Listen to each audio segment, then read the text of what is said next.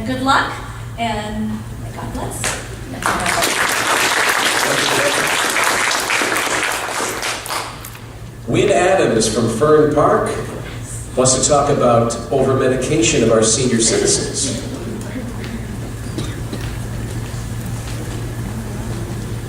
Congresswoman, thank you for coming and listening to the public. I'm a certified senior advisor. I'm also 74 years old, so I understand what's going on with senior citizens. What's going on in this country is that Big Pharma is calling the shots. They're pushing pills instead of nutrition. They're funding doctor education. And consequently, doctors are pushing pills. You go into a doctor with an ailment. Does he ever ask you, well, tell me about how you eat and do you get the physical exercise and so on and so forth? Because I firmly believe you are what you eat and breathe, and if you don't use it, you lose it. And after 74 years, I think I've done it. Other issues affecting senior citizens has to deal with standard of living calculation for senior citizens. They're using elements that apply to younger people. Consequently, that's why we're not getting the raises for the senior citizens. We put the money in, but if government hadn't taken the money out of the funds and would have let interest grow it, we wouldn't have the problems we have today. With regards to gun control, the problem with passing laws, just look at Chicago. Has passing of laws stopped the killing? No. But there's one thing I also know. Back when I was in school, we were taught such things as thou shalt not kill. But we decided to take that out of the schools because it was talking about religion. Well, I think personally the churches did a better job of teaching us about that than government. So what I'm saying, be cautious about just because you pass a law that it's going to have an impact on the public. Thank you. Thank you, Wynn. Michael Johnson wants to talk about government overhead. Michael.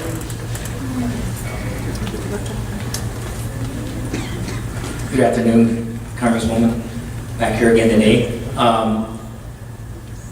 I'm worried about my grandchildren. I just left Europe in 5 different cities where my son and I walked down the street, and a year or later, bombings by the Islamic jihadists. And I'm concerned that it's going to be starting over here in America if we don't stop the flow of immigration. I was in Berlin, next to the Wilhelm Church that recently suffered a tragedy. I was in Munich, a tragedy there with knife stabbings. I was in Brussels in the tunnels, in the tunnel where the railroad station was, taking a trip to Berlin, and there was a bombing in that tunnel. People didn't realize that. I get a little bit nervous about that part of my life right now because it's going to affect, because we have neighbors in our neighborhood that came from the Philippines where their families were killed.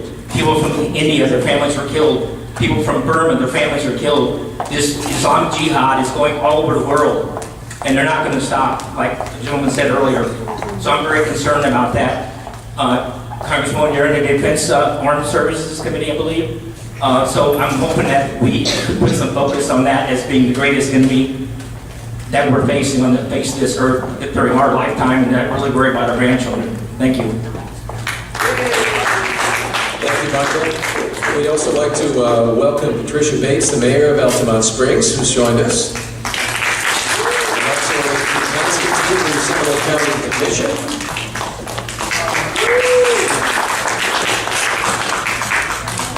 I think we just wanted to be here to welcome the new Congresswoman to our districts. Pat is the county commissioner, Pat is the mayor, and he is the county commissioner. Welcome. We wish you all the best, and we look forward to working with you. And for the person that said that I was unopposed, I walked in just when it happened. Thank you very much, sir. The fact of the matter is that I think if you look at throughout my political career, I've been the most nonpartisan person you could ever find.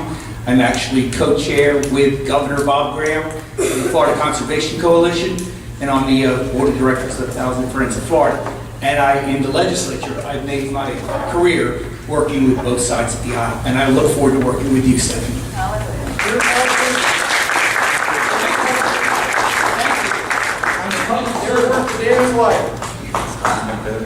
Ruth Hatfield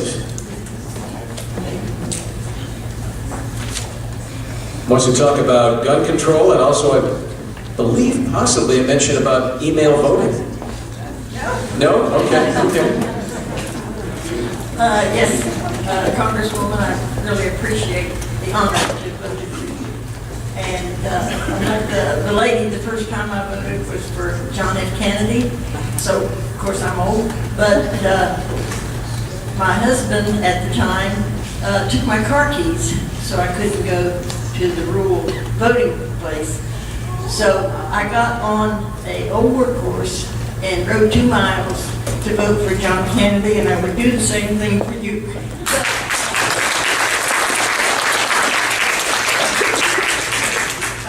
I did want to talk about gun control, sensible gun control.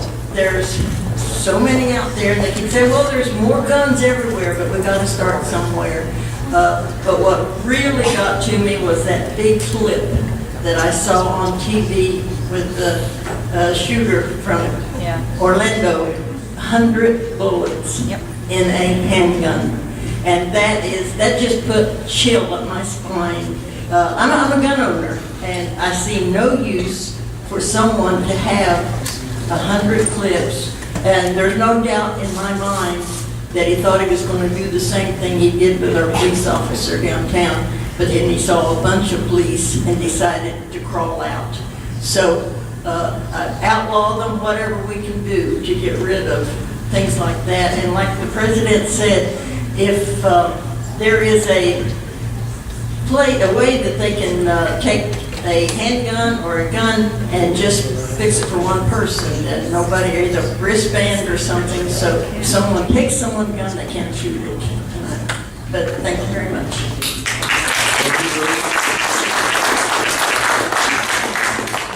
Now from Geneva, Emily Belair's, is that correct? Belair's. Emily. Hello, Congresswoman. Thank you for being here. I wanted to talk first about the Affordable Health Care Act. I have a pretty good health care program and pretty healthy. I exercise, I eat a vegan diet, I raw, I eat all that stuff. However, I did end up getting sick with a chronic debilitating disease right now. And that cost me $48,000 a year just for one medication. Without the insurance, I wouldn't have. I was very worried about hitting my max and the insurance company. Once I hit them out, nobody would take me. When the Affordable Health Care Act was passed, I literally got my crying because I know that I didn't have to worry now. And now to see this worries me.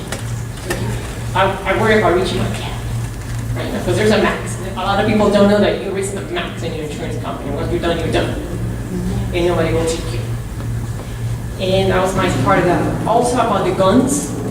I live in Geneva, which is a rural part of Seminole County. I don't know if you guys are aware of that.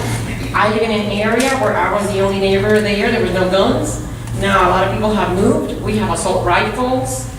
In Saturday and Sunday, there's always shooting. One of the bullets hit my neighbor's garage because it's allowed. And it's for practice. I call them the weekend warriors. You know, my neighbors are the weekend warriors. And what we need gun control. And I'm a mother of a 9-year-old, and unfortunately he heard that Trump wanted to have guns in public schools. He doesn't know what a public school is or a private school. He immediately said, Mom, am I in a public school? Am I in a public school? Because I don't want guns in my school. So yeah, there are people here that live in Florida that do want gun control. So be strong, know that you're being supported. If there's any gun control, we're for it. And I come from Puerto Rico. In Puerto Rico, having a gun is a privilege. It's not a right. My mom prevented our neighbor when we were in Puerto Rico from getting a gun, and he had domestic violence record. He was gonna get a gun, but when he got interviewed, the neighbors got interviewed, he didn't get his gun. So I say, we need to prioritize in this country, owning a gun is a right. But then having medical insurance is a privilege? Thank you.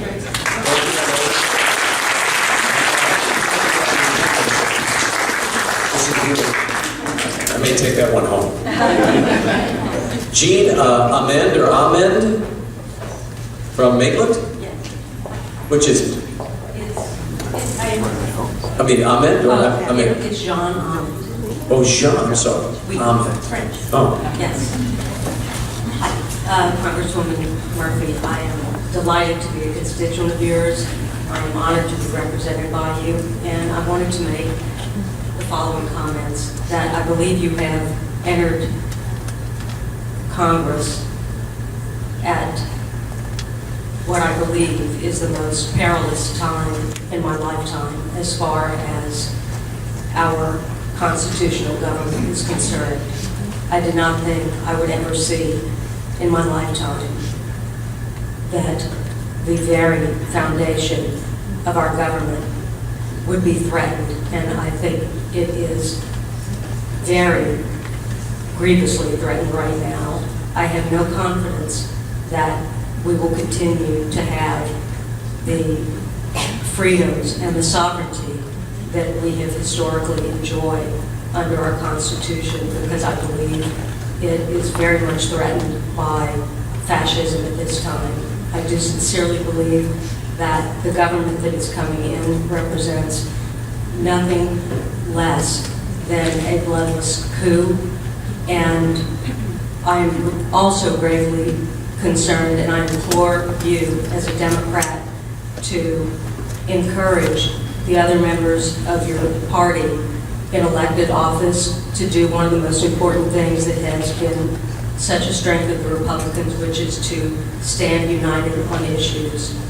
And thank you. And to have the courage of your convictions. I mean this, ma'am, as no criticism to you, but I am sorry to see that the entire Democratic Party, all of them elected in Congress, are not boycotting the inauguration tomorrow, which I believe is an illegitimate inauguration. Thank you very much.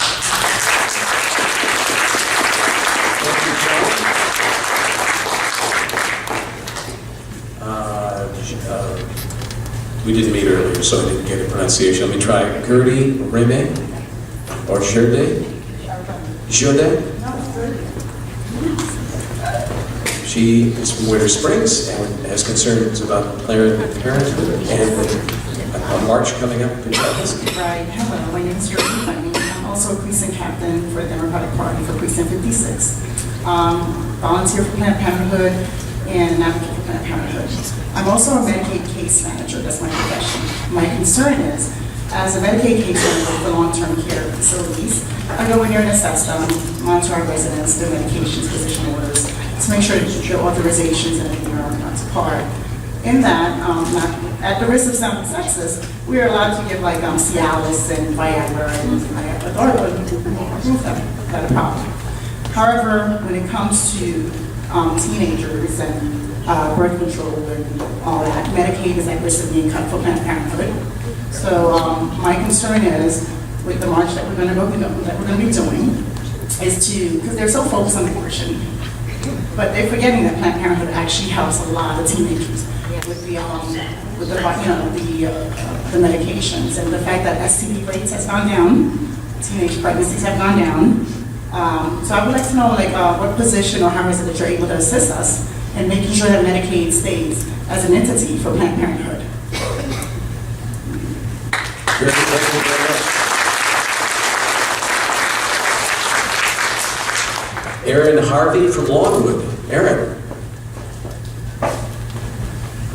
Hi, Congresswoman. You'll have to excuse me. I'm losing my voice a little bit. I'm a senior at Lake Brantley High School in Seminole County, and obviously education right now is pivotal for me going into college next year. And I'm just very worried about the state of our educational system in this country.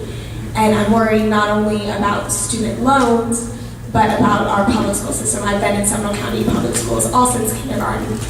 And I feel like we don't get the funding and the attention we deserve. and that more of a focus should be placed not only by our national government, but by our state and local governments on education as well, in ways such as not only expanding science departments and scientific research, but also I feel, from my own perspective as someone who has a great appreciation for the humanities, that department has been neglected greatly. I know a lot of students who are such opposed to the humanities and not willing to take advanced placement classes and other higher level courses. And I feel like that department just is lacking a lot, and it's not getting as much attention in terms of funding as some of our other departments at our schools. And I would like to also hear more, like, with governments working to hear, as you are now, the opinions of students, because I feel like students and teachers as well have the closest perspective on education, since we're the ones in the system, and some of the best ideas to improving the system has to come from within, from the students and the teachers. Thank you.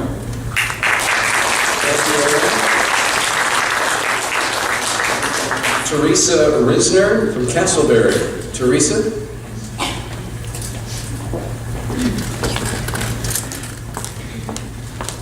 It's Teresa Risner. Not that it really matters. I would like the representative to work very hard and to support Bernie Sanders' bill and anything he's trying to do to change the law with regard to FICA taxes, to Medicare and Social Security taxes, so that they're applied to all monies earned. There is no ceiling then, so that people that earn millions of dollars would pay higher Medicare taxes. That would make it easier to leave the Part B premium level at the receipt end. I also think that Medicare for all just makes sense. It runs on about 4% overhead. It's much less expensive than insurance companies. There's no profit motive, and it runs quite efficiently, in my opinion. I'm an insurance agent, so I actually do know a lot about it. I work with it all day.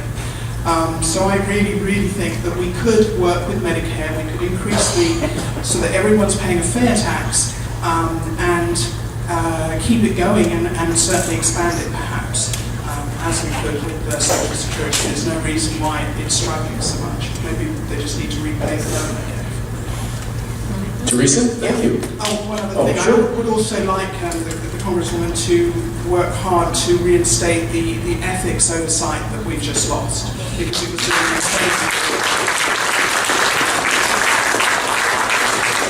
Prior to this recent year, I have been more a Republican than a Democrat. I was a sort of an indifferent independent, but I even got my staunchly Republican husband to vote for the Congresswoman, and he's very supportive.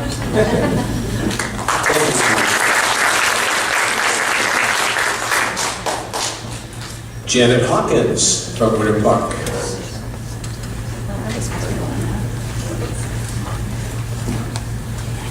Hello, and congratulations on your win, and I'm proud to have you as my Congresswoman.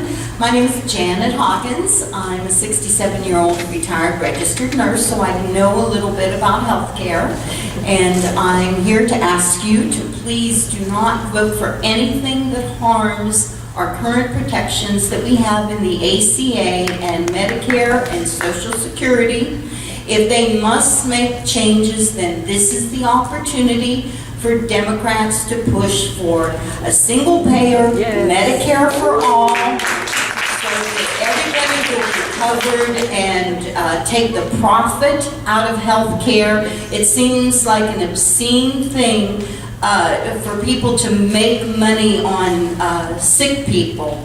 I do have one other issue that I'm extremely concerned about, and I'm concerned that Donald Trump is heading down the road to fascism.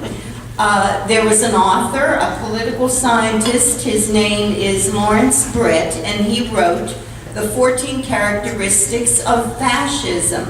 I'm going to give you this. It has all 14 characteristics. And I would challenge anybody to go through those 14 characteristics and see for themselves that Donald Trump is certainly heading down the road to fascism. Let me give you just maybe one or two of the things that are included in this list of 14. Rampant cronyism and corruption. Fascist regimes almost always are governed by groups of friends and associates who appoint each other to government positions and use government power and authority to protect their friends from accountability. It is not uncommon in fascist regimes for national resources and even treasures to be appropriated or even outright stolen by government leaders. There's, another 13, and I would like to give this to you. Thank you. Thank you, Janet. Any more cards or any more volunteers? We are at the end of our cards. I'd like to say something. My name is Natasha Leone, and I have autism, and I don't know how the world of politics or what I should write or say, so I left my comment card blank. Because one thing is, with my autism, it's mild, and I hope this is really difficult for me to get across, but I'm concerned about the state of my Medicare and Medicaid and my disability. And Donald Trump, I didn't vote for him. I didn't vote for Hillary. I'm a libertarian. Because I believe this country needs a three-party system, not a two-party, to balance both parties out. And for someone that's going to be in office as of tomorrow, it scares me because, like, what's going to happen with my disability? And for all those who are also on Social Security, that concerns me as well. And also the Medicare and the Medicaid, I depend on that, but it hurts me because Rick Scott got a nice stimulus check to expand Medicaid, and he said, well, I'm not going to expand Medicaid because I don't want to raise the taxes. And I don't see how how that involves taxes on the middle class or whatnot. So I hope that you can do something to keep me safe, and all for those who depend on that. And not just that, but those who have retired and also paying into the retirement as well for, like, my mother and all that. Thank you.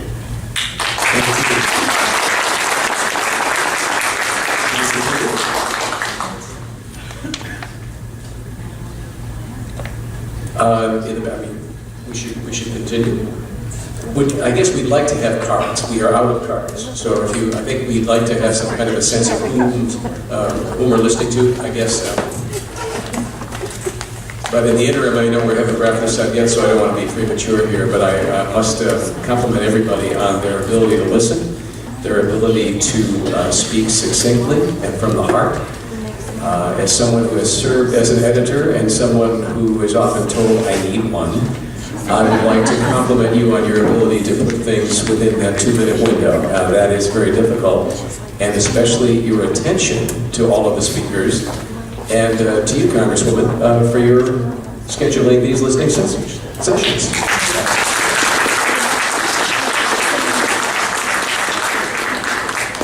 Now all hell will break loose, right? No. Gabrielle Hoffman. Gabrielle. Education is her name. Hi, my name is Gabrielle Hoffman. I'm from Winter Springs, Florida. I wasn't planning on saying anything, and then I just listened to everyone else encourage me. Today, I went shopping with my mom, who is a teacher at Lake Mary High School.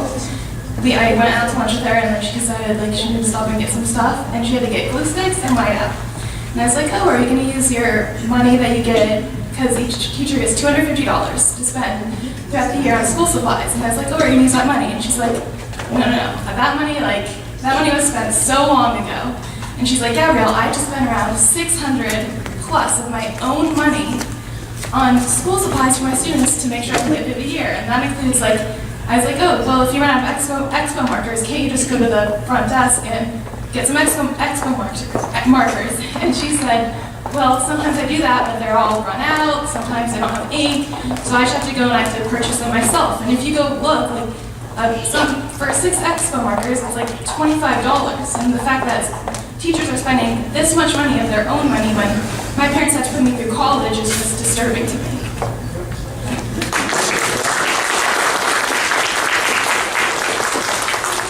Now from Longwood, Bryce Nguyen.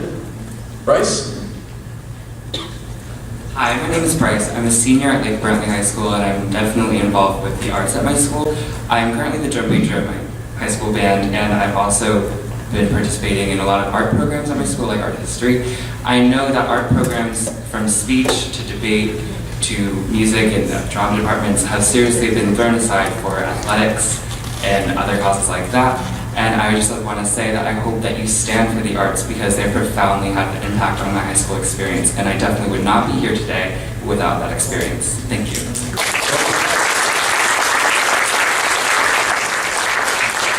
Paul Diaz-Truman would like to talk about voter rights. Hello again. Yeah, this is our second go-around. But Yes. Thank you so much. You're doing an excellent job. I should definitely do this professionally. But I wanted to speak to voter rights because I want to make it a cause to speak for people that don't necessarily get to speak for themselves, which is something that I'm asking you to do as well. So it seems only fair that I do it up here. The League of Women Voters put out a listing saying that 1 out of 10 Floridians cannot vote. They've had the right to vote taken away. And so far, Rick Scott has only allowed about 1,400 people the chance to reclaim the right to vote. We're speaking of people who have served their time, who have served respectfully, who have not committed or recommitted crimes, and we're speaking of generally people of color. 1 in 5 African American men was not allowed to vote this last election. So I wanted to stand up and have you speak to them, especially as we go into the 2018 election, as we get amendments and other things on the ballot. I ask you to speak for those people as well.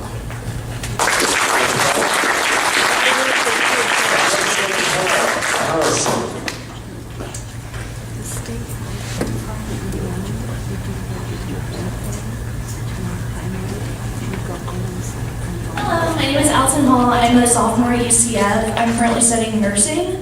And I just wanted to congratulate you on winning. I personally was an intern for John Micah, so I know how hard he worked for his constituents. I know how much he cared about this district. And I just really hope that you can do the same and really just prove to us that you're here to work for us and not big government politicians. And I just really hope that you can do that for us, and I really appreciate it. Thank you. Carolyn Davidson. Education. This will be very quick. As a recently retired teacher, I've always had a Muslim students and had a Muslim doctor. And it makes me very upset to see the Muslims all targeted. So that's important.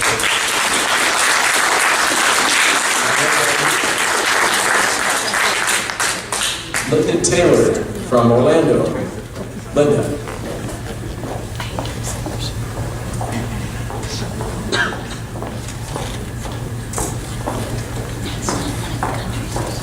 Thank you for the opportunity today to speak. 2 things. I'm a financial advisor here in the area, and the federal government requires me to divest of all of my assets and all of my personal financial information and any conflicts of interest that I may have by serving on the board of directors of a local nonprofit. I'm required. I have to put it in writing. I have to submit it. I expect our leaders in Congress and at the top position in our country to have to follow that same standard that I am held to.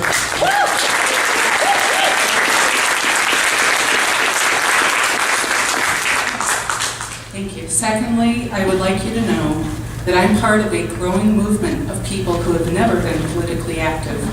And we are forming a larger group of people who want to be politically active and supportive of you in this district. It's growing by the day. What we need from you is to know how to support you. I've got a lot of people that I speak with on a daily basis now that are simply holding back, trying to understand how activism is going to play a role in their life. I'm one of them. Please help us in this role. Please communicate with us. You're going to be meeting quite a number of us in Washington on Saturday. So, we have a chance to speak, and this is part of the goal we need from the people who are supporting.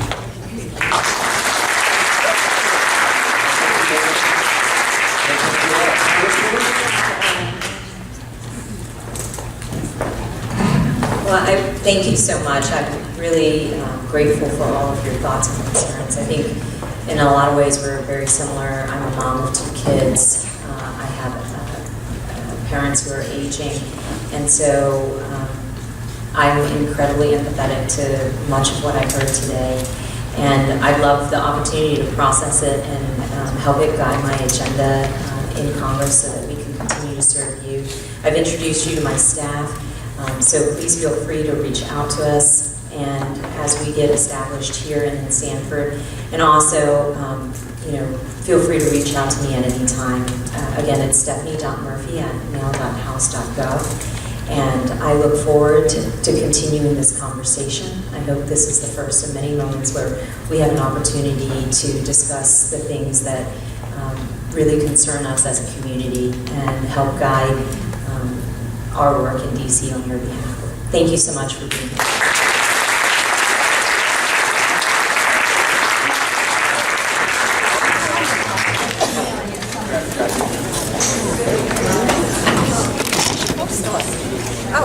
David Whitman, for those of you with long memories and the ability to filter gray hair and perhaps imagine it brown, you might remember me from my days at Channel 6, but that was 15 years and a long ways back. Good to be back in Central Florida, and it's very nice to be in front of an audience. Any audience. I will be moderating today's event. I'm here to help facilitate the session and to ensure that we get to as many of you as we possibly can. Remember, these are going to be comments, not questions. Here's how it's going to work. Each of you should have gotten a comment card and a pencil or pen when you walked in.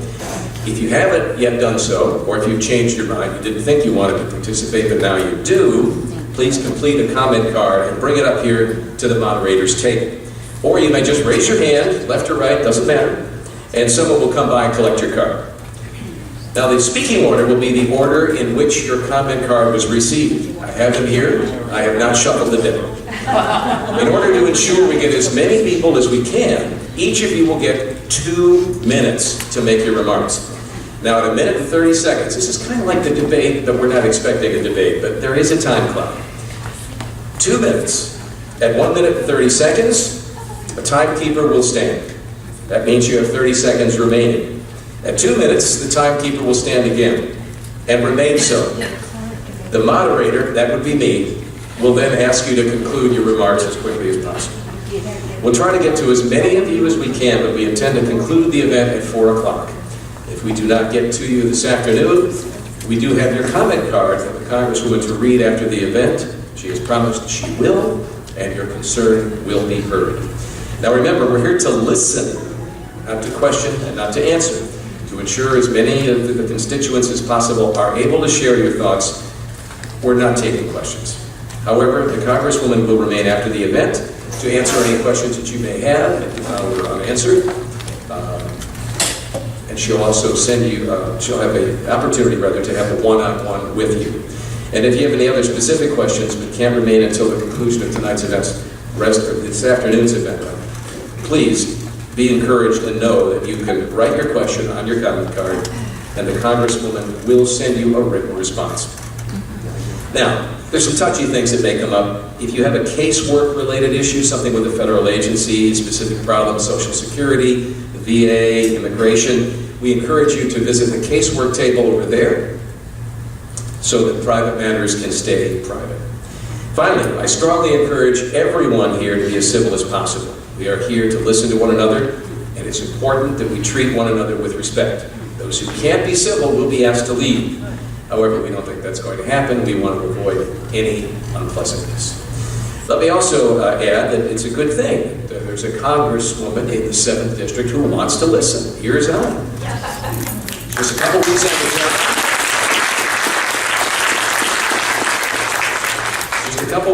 on the job, we talked about the office, and apparently she lucked out of the lottery, got the office she wanted. That hardly ever happens. She has 434 names to learn until they become her close personal friends on either side of the aisle. And she has to get back to the business of the 115th Congress. And there is a bit of an event tomorrow going on in the nation's capital, which she is attending. So on that note, please welcome your Congresswoman, Stephanie Murphy.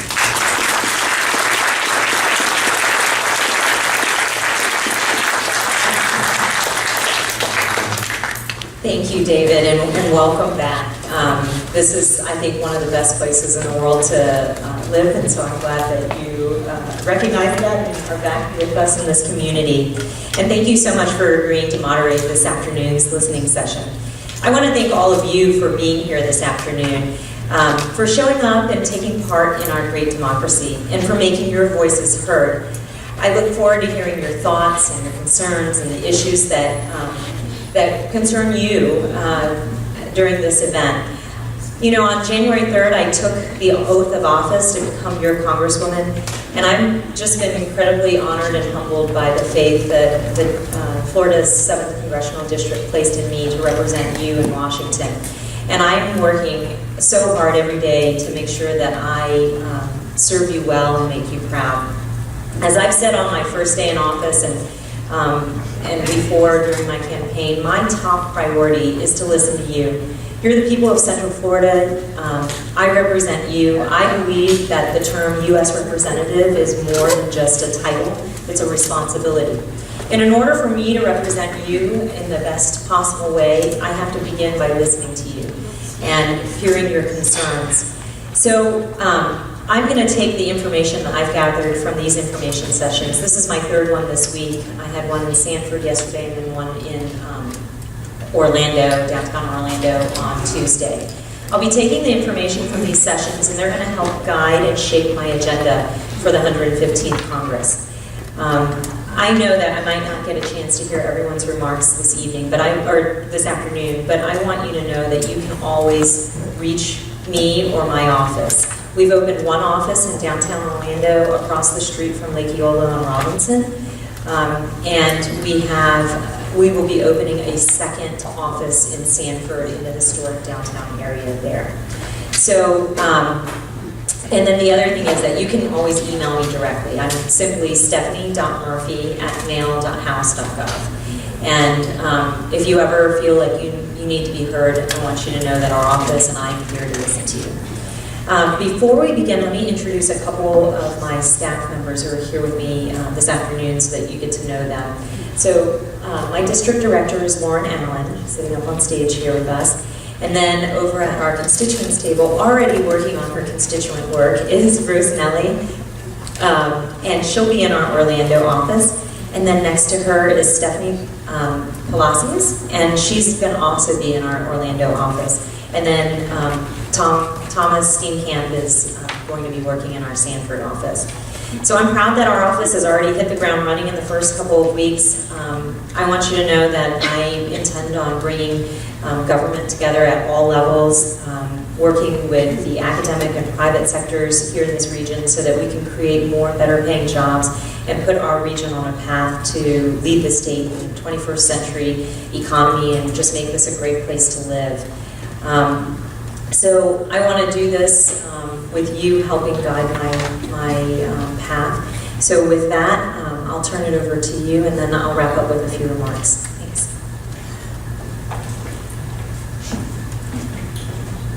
All right. Well, just like church in third grade, nobody wanted to sit in the front row. So to great people who did so or came late, you still want to open if you're interested. Our first speaker today, Tony Buscemi. He's from Winter Park, and he's concerned about climate change. Tony, Thomas will give you the mic. Remember, there is a time clock, and he will keep the mic, I think, just because. Thank you, Mr. Whitman. Thank you for returning to Orlando as well, and actually I worked with your wife, Carol, for some time. So oh my goodness. and thank you, Representative Murphy. I first saw you at the Congressional Candidates Forum at the Orlando Science Center during the primary, and I was really impressed with you then, and I'm very glad that you won. So congratulations. I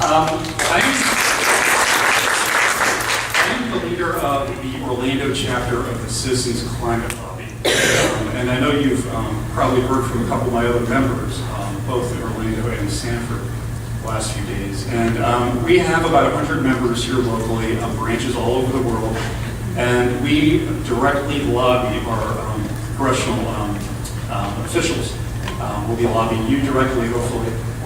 We'll be meeting with Representatives Soto and Demings and DeSantis.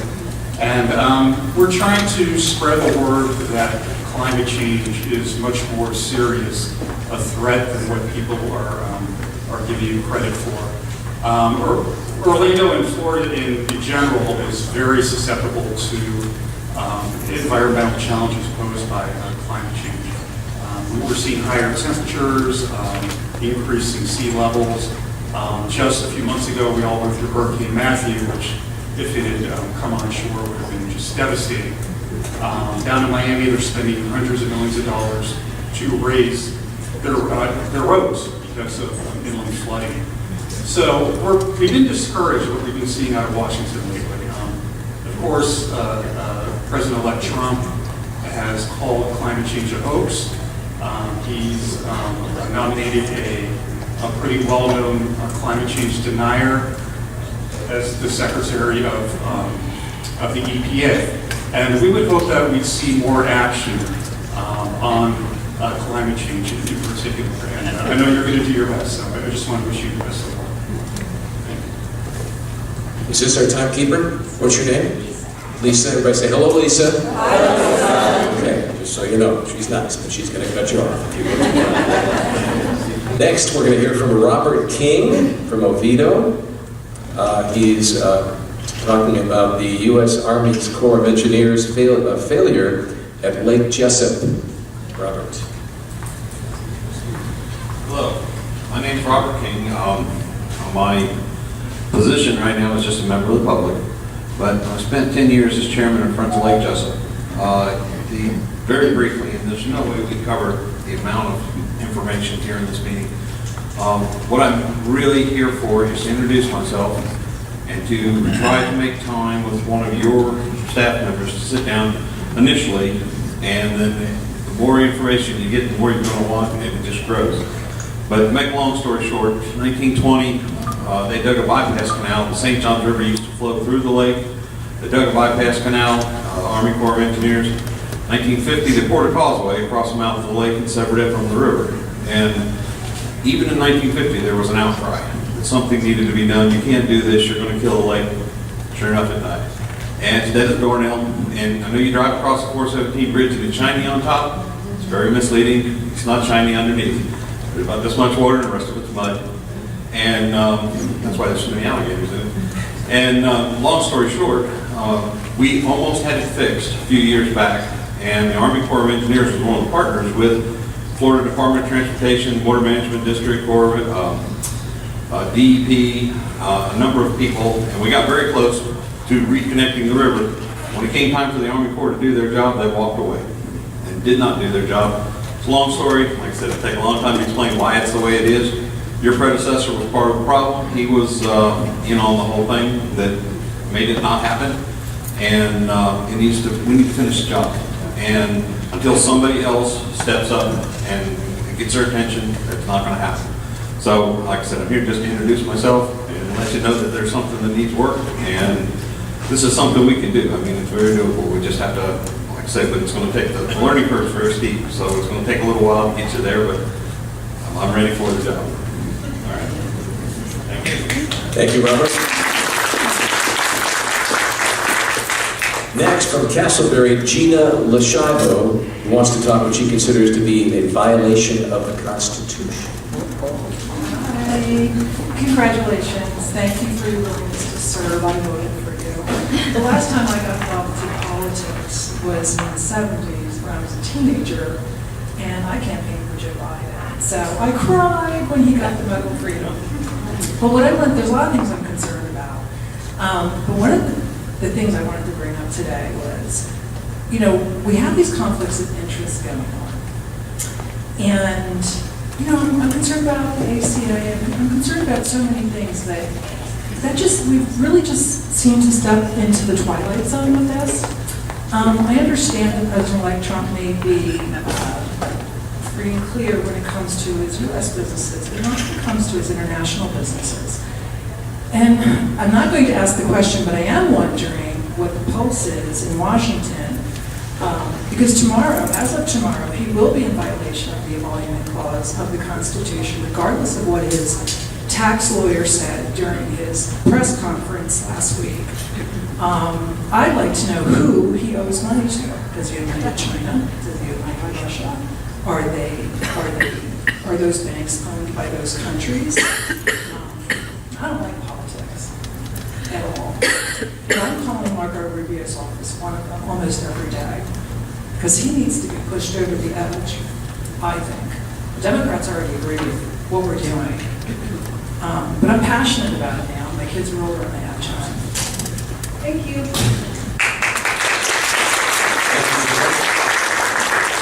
Let's hear now from Michael Scudia, I believe from Altamont Springs, since you didn't put it. So Heathrow, okay. Just had the address, I'm not that familiar with Heathrow, but he wants to talk about HR 3892. Yes, let me start out by addressing the issue that is the Muslim Brotherhood, which is a Sunni Islamic organization founded in Asia in 1928. The Brotherhood's stated goal is to install the Quran and Sunnah as a sole reference point for ordering the life of every individual, communities, and state. That means our government, too.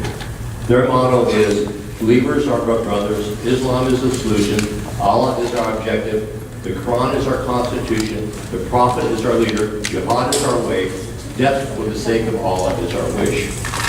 The Muslim Brotherhood terrorist activities caused the governments of Bahrain, Egypt, Russia, Syria, Saudi Arabia, and the United Arab Republic to ban the Muslim Brotherhood as a terrorist organization. And yet, in America, we find the Muslim Brotherhood at the very top levels of our government agencies.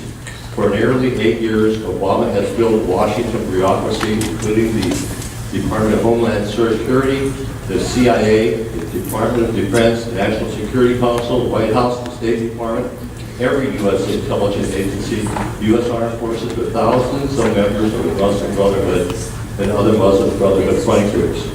To counter this very real danger, House Resolution 3892 of the Muslim Brotherhood Terrorist Designation Act was introduced. This legislation, which freezes the Brotherhood assets and also outs its front group, including hundreds in the U.S., has 28 co-spawners and is steadily gaining new backers each week. Since pro-jihadist brotherhoods give rise to Hamas and Al-Qaeda and shares the ideology with ISIS, will you vote to support House Resolution 3892 to ban the Muslim Brotherhood, please? Thank you.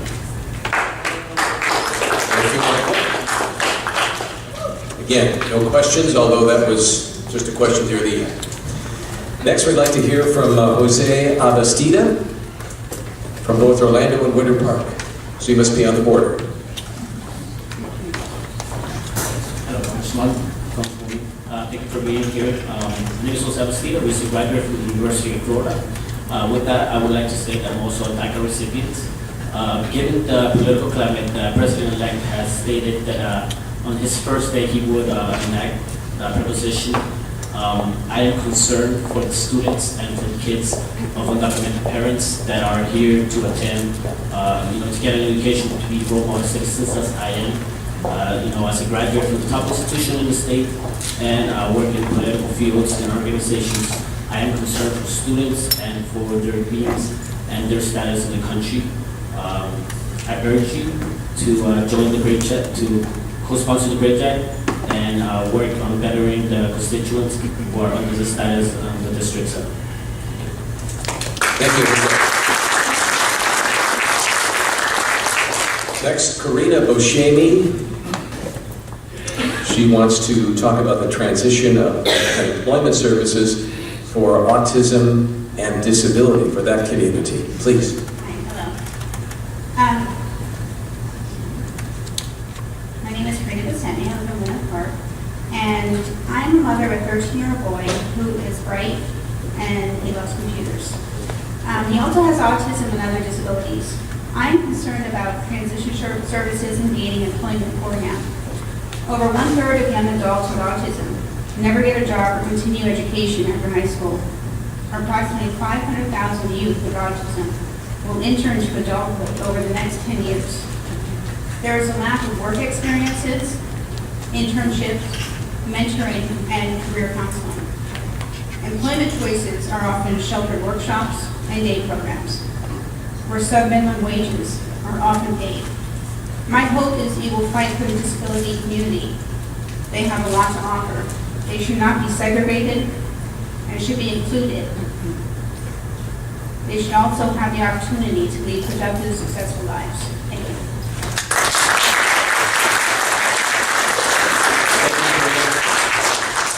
Next, we're going to be hearing from Janice Packwood from Altamont Springs, who wants to talk about what she considers unfair business practices by Amazon.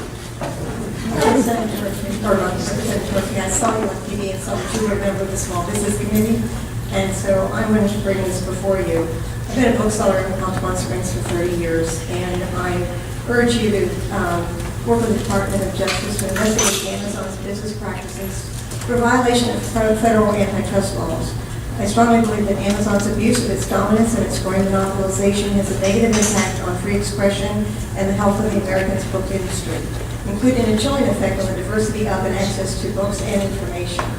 Amazon's vast growth in key facets of the book industry, from book sales to publishing to distribution to now books and mortar retail, has created barriers of entry to its smaller and mid-sized competition. The mega book retailer has achieved such considerable market power with such questionable business tactics that it is undermining the ecosystem of the entire book industry in a way that will be detrimental, especially to midlist authors, new authors, and minority voices. Given Amazon's dominant market share, no publisher, regardless of size, can afford to not do business with them, whatever the cost. Amazon has a large market share in the entire book business, as standard organized in 1911, right before it was broken into 34 companies. It now controls 75% of online sales of physical books, 65% of ebook sales, more than 40% of new book sales, and about 85% of self-published ebook authors. Moreover, Amazon's business model is eerily similar to A&P's prior to 1946, when the U.S. Supreme Court ruled that A&P violated antitrust laws. Like A&P, Amazon is not keeping prices artificially high, indeed it is keeping them low, extending its reach into production and distribution. These are unfair practices which disturbs not just bookstores, but electronic stores, any small business in this country which has any form of material sales. Amazon is taking it over to the point where there will be no small businesses left. And I ask that you, as a member of Congress, do something that Representative Michael failed to do. We have been meeting with them for over 13 years to try and see something happen in the antitrust laws in Congress, and this is not to be so far. Thank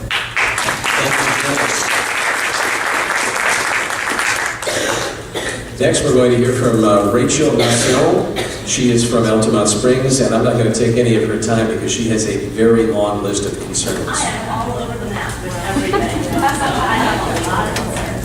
First off, my name's Rachel. I have a 4-year-old boy named Patrick who's wild and crazy, and I'm very concerned because I've got epilepsy, and I'm concerned that it's a genetic form of epilepsy, with a 50% chance of getting it, and a little bit wrong. I have it now. I'm concerned about him possibly having it and being denied coverage until he's, and I've actually been denied coverage in the past. I've lost my health insurance in the past, and with this ACA Act, that just really helps me a lot. I'm also concerned about Marcus Tillerson. He's being elected as Secretary of State. He has a record with as Exxon, being involved with Exxon.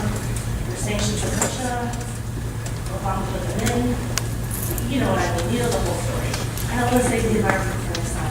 I'm also concerned about Betsy DeVos, who doesn't seem to have a clue about the educational system and how to work it. She destroyed Michigan. She might destroy Florida and the nation. Having a 4-year-old, this is very concerning to me. I'm concerned about the Endangered Species Act to repeal. Possibly that might be repealed. I'm concerned about Planned Parenthood. My mother is a nurse midwife. Her name is Harla Macion. I suggest you look her up. She's one of the top nurse midwives in the country. She's amazing, and she works with Planned Parenthood. My cousin works with Planned Parenthood as well. She's from Chicago. She might lose her job. Thank you very much. Yeah, I think that's about it. And no, I'm not concerned about grizzly bears.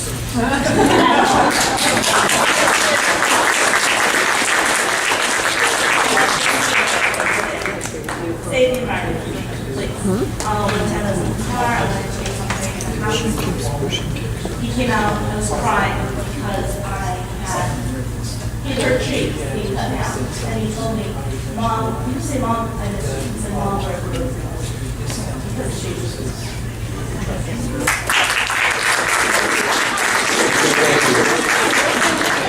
Can you speak up? I didn't hear her. I apologize, his hand was a little close to my face. I'm sure it's not my mic you're speaking of, it's the one on the floor, right? Correct. Okay. It's horrible. I apologize.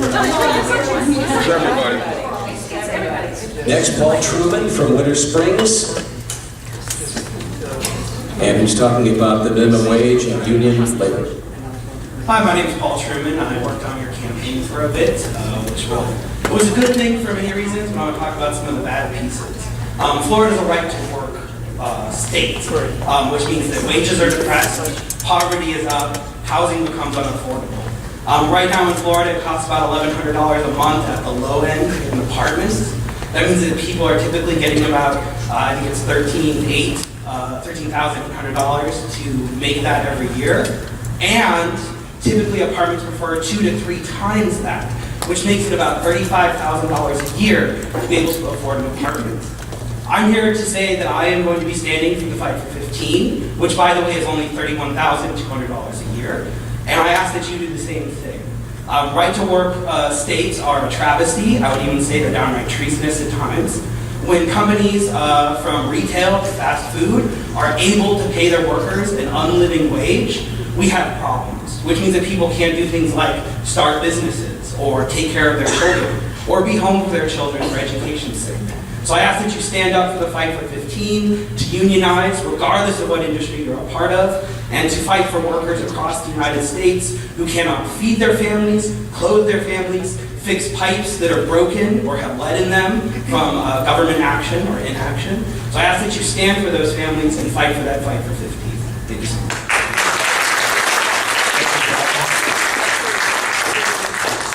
Next, Carolyn Davidson. No, I just had a question, so no. Okay. Thank you, but no. All right, thanks for following the rules. We like that. Now, Susan Nesper. Well, that would be me too. From Castleberry. I had a question, but I'd like to say thank you, and I'm here to, yes, we can, and fight. Can we play like Jeopardy? Can you say your question in the form of statements? If you need help, I'm here. Well, thank you. Next, Kyle Hopkins wants to talk about gun laws and to protect the PPACA and funding of scientific research. Hello, I'm Kyle Hopkins from Winter Park, and I just graduated college, and it's very troubling for me to hear some of the anti-science rhetoric that has been coming from the administration and his selections. So I think that scientific progress is extremely important. $1 spent on medical research is worth $12 spent on a doctor's visit. And related to that, protecting the Affordable Care Act is very important. The more I read about it and learn about it, the more I realize how much of a success it's been, and that it is important for it to continue. And I'd like to remind Congress, because it seems that Congress has forgotten that the majority of Americans support tough, common sense gun laws, and that they need to be reminded of that. I think that you could do that for us. Thank you.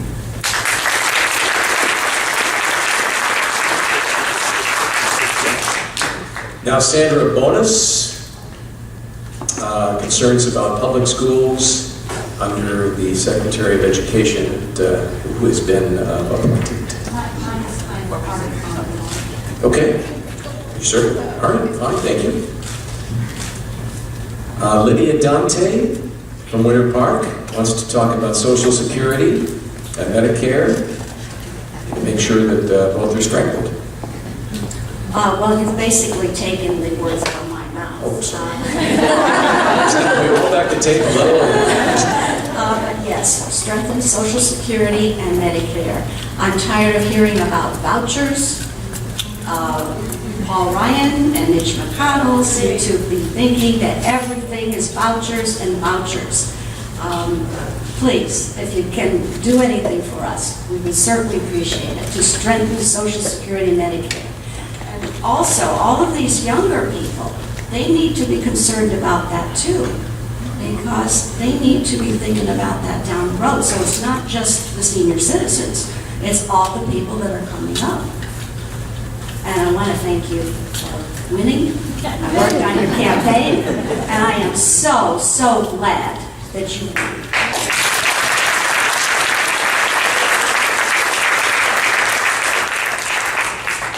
Now to Ed Levine from Winter Park, who wants to talk about Social Security and Medicare.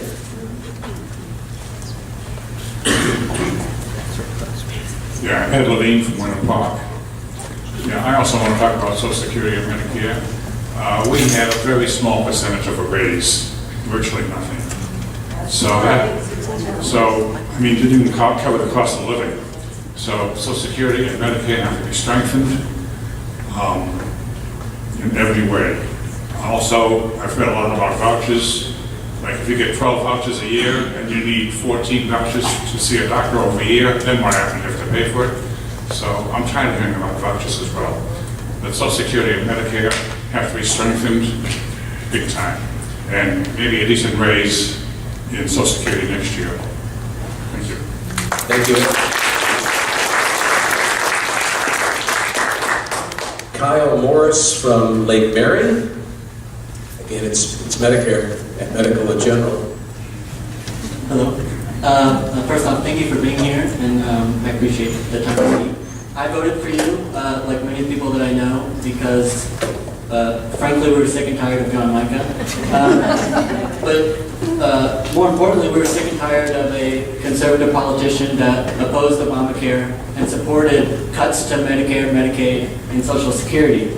As you may know, Florida has the 5th worst insurance coverage rate in the country, which I think is why this district needs a representative who will not only protect Medicaid, Medicare, and Social Security, but will also fight to expand them. And someone who will refuse to support the legislation that would impose cuts onto those programs. But I also have to say that I was concerned when one of your first actions after taking office was to join the Blue Dog Coalition, which is a group of conservative Democrats in Congress that tends to lean to the right on certain issues, mostly on spending. And what concerned me was that they have a record that seemed too similar to me to John Micah.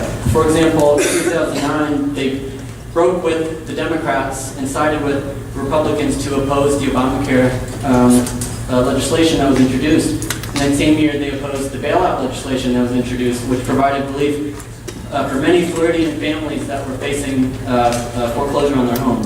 So, so I just wanted to say that I hope that you would commit to not only protecting, but also fighting to expand Medicaid, Medicare, and Social Security, and to commit to the people of this district to refuse to support any legislation that would impose cuts. So thank you.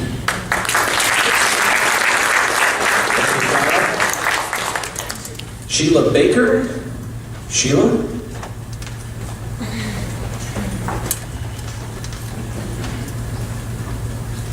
Thank you for being here. What an honor to be here and listen to you. When I read your bio, I was very impressed. I agree with so much of what you had to say before voting. The only difference now is your first line on your page is you're not a politician. And you are now. I guess for me, I'm coming from a lot different angle than a lot of what you've heard here today. I myself have been voting since I was given that right, coming of age to do so. I have been a registered independent my entire voting time. What I don't like is seeing us be so firm in that we won't do a policy that's good for all of us because we have to do a policy that's right for our party. In your lead of saying that you are not a politician, I'm hoping that I took that to mean that you will pick work that is good for all of us, that you will represent all of us.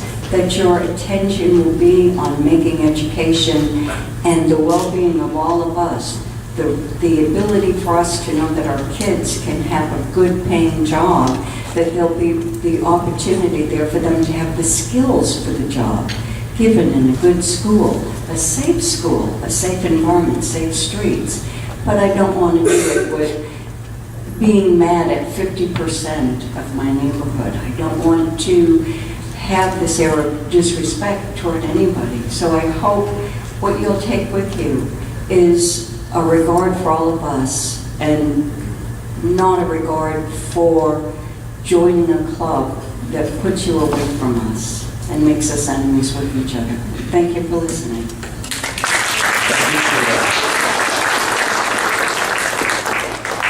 Next, we're going to hear from a pediatrician, Jean Morgiani.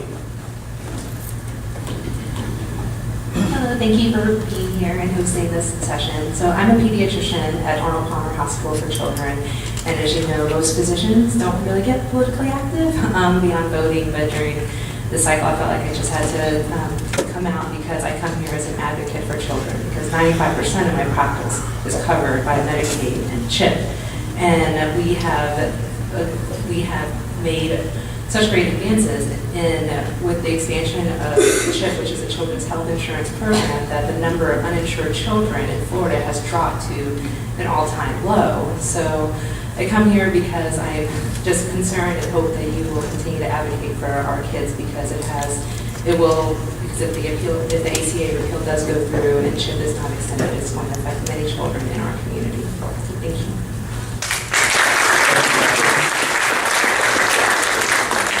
Next, Gina Wasserman from Longwood. Gina?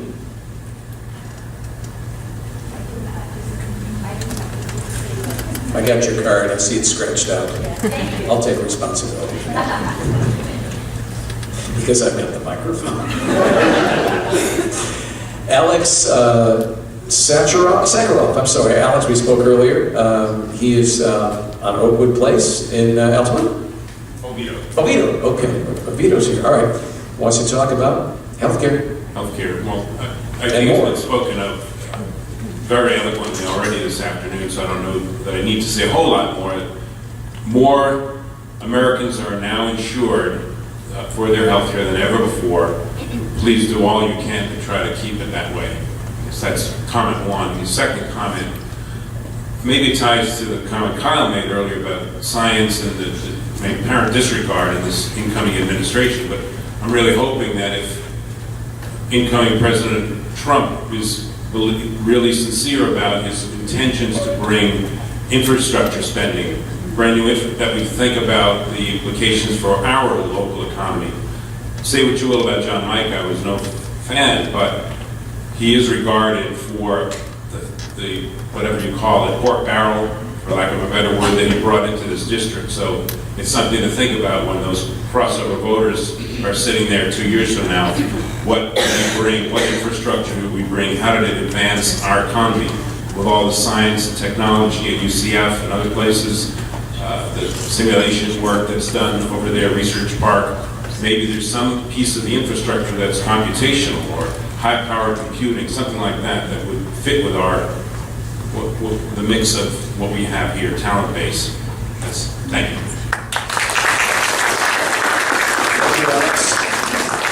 Now Jesse Phillips, who wants to talk about some recent violent headlines that we've all experienced in Orlando and in Fort Lauderdale.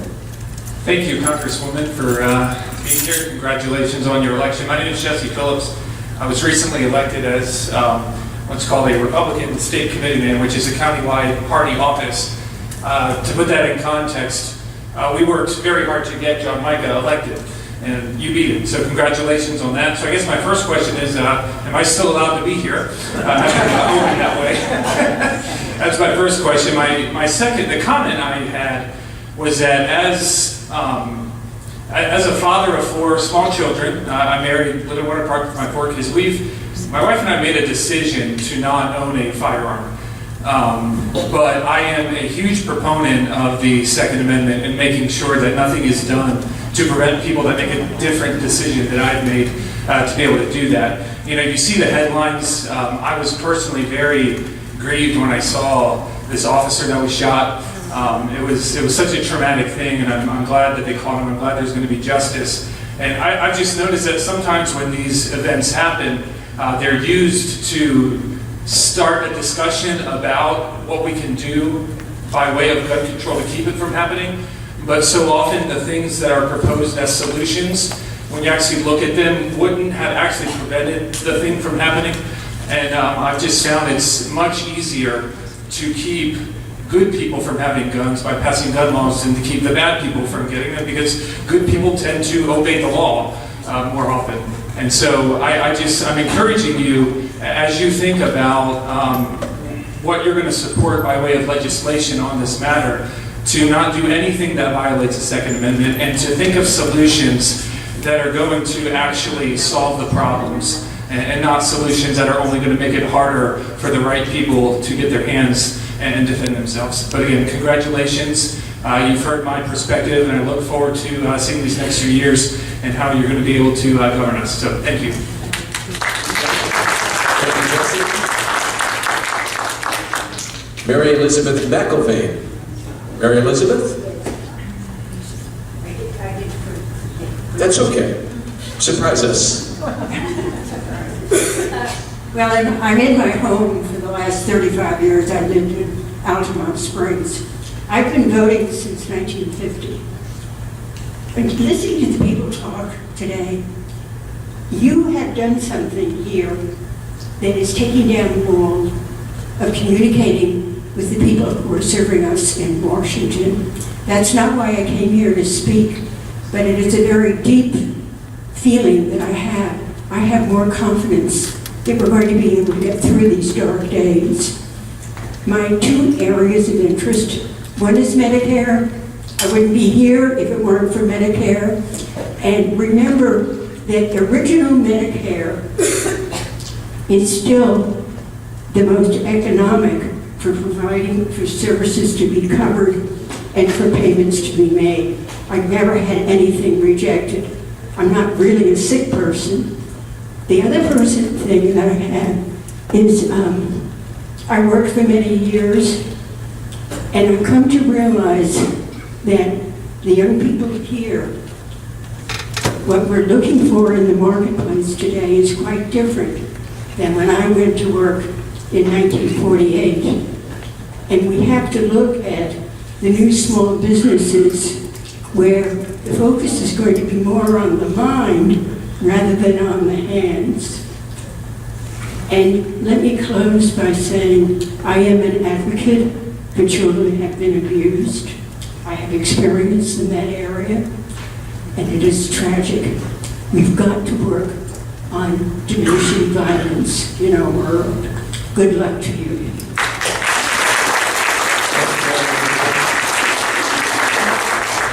Now from Longwood, Lisa Houston, who's here to talk about education. Lisa.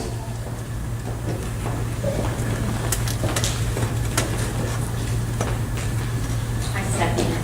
I just wanted to let you know that I'm very interested in education in Seminole County. I'm the mother of 2 children. The youngest is now 17, and he's a senior in high school. I went on your website and I looked what you had to say about education, and then I read about your STEAM, and that's science, technology, the arts, math, and engineering. Not in that order, but anyway, and you was claiming how you're an advocate of that, and I would like you to realize about a problem that we have in Seminole County schools, and that is Islamic indoctrination in our schools. Now, my son, who is 17 years old, and this happened in 2014, in his Pearson textbook is the Shahada prayer. The Shahada prayer is the Muslim conversion prayer. It is the same prayer that's on the black flag of ISIS. And the children are made to recite this prayer in school. They are supposed to learn it and be graded on it. Now, this is a Sunshine State standard and a benchmark in Seminole County schools. It's also in many counties throughout the state of Florida. This would not be a if there was a Christian prayer or a Jewish prayer, this would not be a benchmark or a Sunshine State standard. So I have not had, even though we went through the school board, I would like to see a person that stands up for the children in Seminole County, the parents, and advocate for them on getting textbooks and having curriculum that does not prefer one religion over the other and gets Islamic indoctrination out of our schools. Thank you. Thank you, Lisa. Rich Hinch. Rich, wants to talk about term limits. Well, I think that's one area hopefully that we can all agree on. I think most everybody this election cycle is very, not so frustrated with President Obama, but very, very frustrated with Congress. And the fact that now we've got these people have been in office for so long, they lose sight. And things like you're doing here today are fantastic. John, the other thing I wanted to mention is, so that is one good thing about Donald Trump, by the way. He says he wants term limits. I'd like to see that.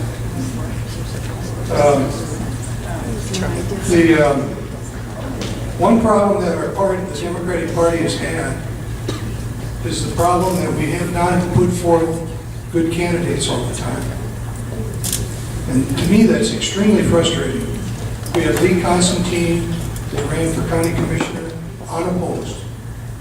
We need to get the Democratic Party to get off their hiney and start finding good candidates to run for office, period. If we don't have that like you, we're going to be just cannon fodder. So that's my second concern. My third concern deals with the obvious fact that trickle-down economics has never worked. If it did work, I'd be the biggest proponent. But we need to stand up and let the Republicans know that's not going to work anymore.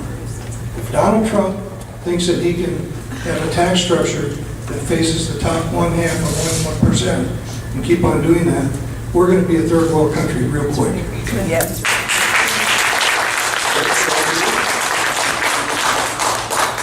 Shane Albin? That's correct, thank you. Shane. Wants to talk about the Postal Service. Yes. Hi, Stephanie. Good to see you. My name is Shane Holden. I am the district chairman, legislative chair for the NALC, National Association of Letter Carriers, and I sit on the executive board of the NAACP here in Seminole County. My concern is Bill 5714, which the unions all kind of like, but there's one part in there, door delivery, that's we can't accept it. And door delivery is already taken care of. New developments that are built now have to have centralized delivery. People, when they move out, we put in curbside, so it's really not necessary. So if we could do something so we can get this bill through, because we need postal reform bad, a vehicle over 18 years old, which gets me to the second thing, pre-funding. Pre-funding was done under President Bush. We paid $5.6 billion a year to pre-fund our health care and our retirement, which we already do through collective bargaining.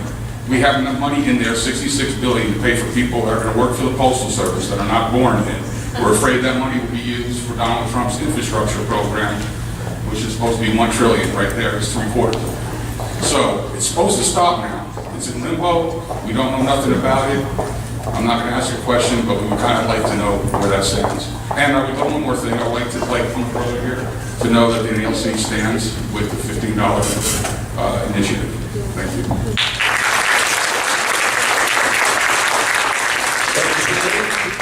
Now we'd like to hear from Ernie Langdon. Ernie wants to talk about this very process that we're in the midst of here. Good afternoon, Representative Murphy. I've had an opportunity to talk to you several times before, and so I just kind of took a breather of last night's meeting and listened, took a page from your playbook. And I was impressed because there were 27 comments, and they tended to cover most of my concerns. I just want to let you know how happy I am that you're listening to your constituents, and also how happy I am that you have the intelligence to understand what we're saying. Now, I've expressed my concerns to others of my representatives in the past, and whenever I bring something up like H-1B or net neutrality, I'm met with a blank stare. And I'm really impressed that you understand what I'm talking about when I say those things. So thank you very much. I appreciate it.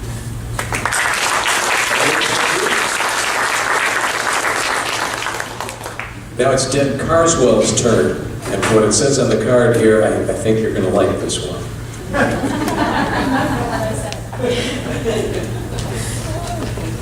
Congratulations, Congressman. It's wonderful and great to have an intelligent man in the House.